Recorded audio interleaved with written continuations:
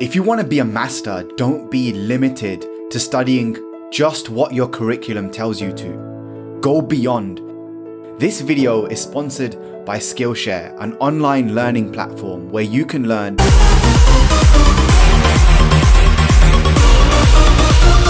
Click the link down below in the description to get your hands on a special offer. Welcome to part 4 of the Being a Remarkable Student series. And today I'm not going to talk about a technique. I'm not going to talk just about a scientific study that helps you to boost your intelligence or why you need to focus on your why or anything like that.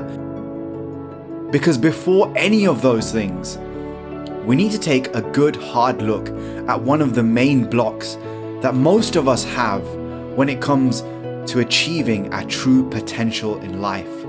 And it's not just about how we revise or the specific ways we learn or anything like that. It's far more simple. And that thing is social media addiction. Let's be honest. Many of you are addicted. If you want to be motivated, if you want to make a difference to the world, if you want to be a remarkable student, just remove the obstacles and distractions from your path. So let's understand together, what are 5 ways that social media addiction is slowly ruining your life?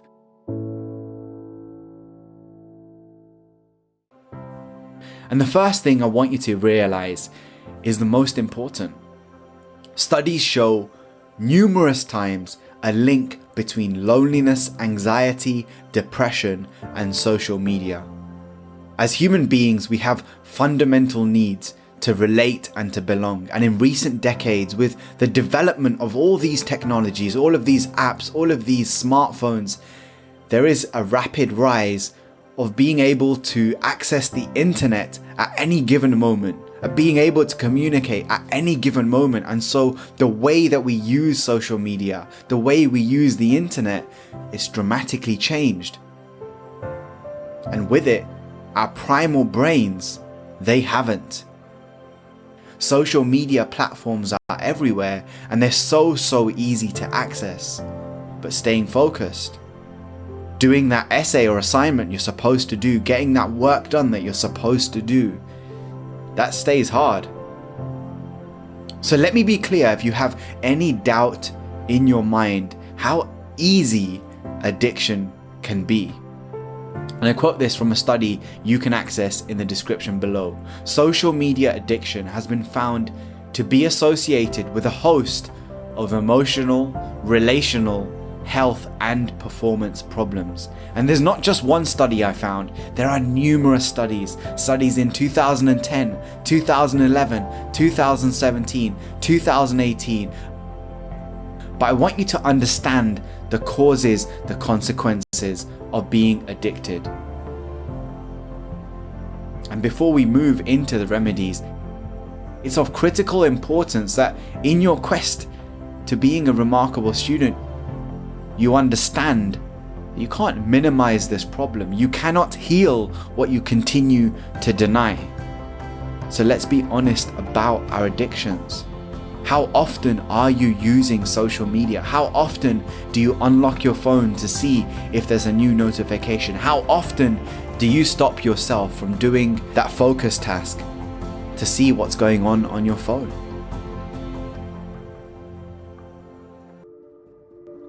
Number 2, it's changing your brain structure quite literally.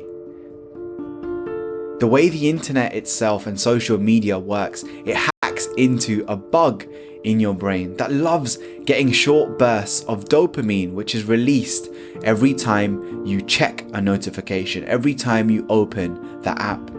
And there is a great book called The Shallows, which shows us exactly how this works. We are being conditioned to always be reactive, always be waiting for the next ding, ping, or notification from our mobile phones. There are studies that have been shown, there are programmers who have openly admitted these apps have been designed by the same people who design gambling machines in your local casino. Every time you play on a slot machine, you're waiting for the next novelty, you're waiting for the next hit of dopamine. And when you flick your phone down to refresh your feed to see the latest post, the latest video, it is the same thing at play. And over time, what happens is we lose the ability to develop what Newport in his book talks about as deep work, deep focus, where we're spending hours lost in the assignment, the task that we need to get done. So be careful the way you use these apps, because it's changing the structure of your brain. Number 3 is what Mel Robbins talks about in her book, The 5-Second Rule, that every time we hesitate on doing something we know we should get done, we move into what's known as the spotlight effect, where we hesitate and our brain believes that there's more of a threat than there actually is.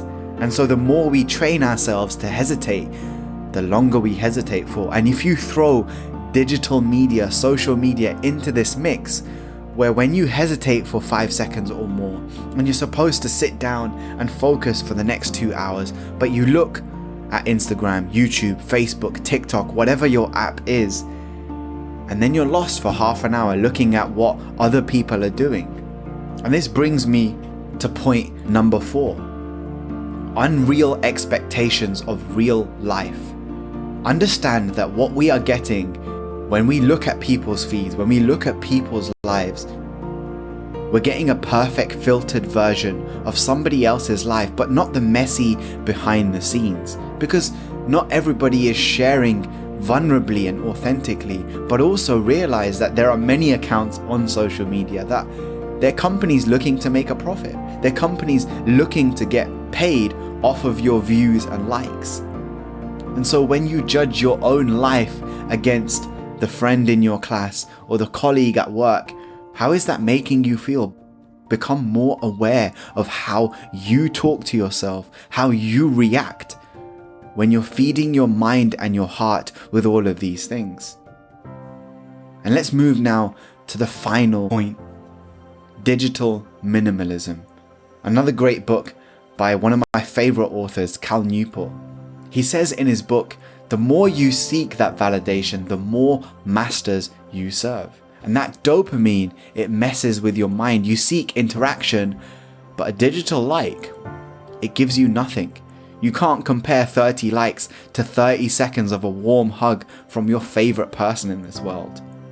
So you feel empty and you end up chasing more and more hits. And studies show that there are links to the brains of drug addicts and social media addicts. Similar pathways light up in the brain, and that link alone is enough to warrant a degree of worry. And so let's talk about where we go from here. What are the final things that we can do to ensure that we manage our addiction and we use it for the greatest good with the most minimal use? And the first thing that I've done is disable all notifications, so I'm less distracted. I'm less likely to check when my phone tells me I want to check. Tailor your feeds. This is my favorite tool of all. Follow uplifting and positive people. You don't have to get rid of social media. It's not a negative thing, but you need to be aware of its dangers. Don't follow negative people or unrealistic lifestyles and celebrities that are posting stuff that's going to get you distracted in any way, shape or form. Find people who give you nutrition and not addiction. On iPhones, you can now set timers to restrict the amount you look at certain apps per day. One of the things I also like to do, when you're working, always put your phone out of sight in another room. That way, you're not going to look at your phone, you're not going to see the light flashing that there's another notification working for you. Ask yourself, why do I use social media? Is it because everyone else is using it? Or is it because it helps me to achieve my goals? Be intentional. Be a cause, not an effect. So let's recap on what we've learned in today's video. Number 1, studies show there is a link between social media usage and depression, anxiety, and loneliness. Number 2, every time you use it, the way your brain works is changing. Number 3, the spotlight effect. It creates hesitation and can feed your ego in an unhealthy way, where it creates, number 4, unreal expectations of your life. We don't need to look a certain way. We don't need a perfect body like we may see on our Instagram feeds. And number 5, practice digital minimalism. Look for the greatest return you can get for the most minimal use.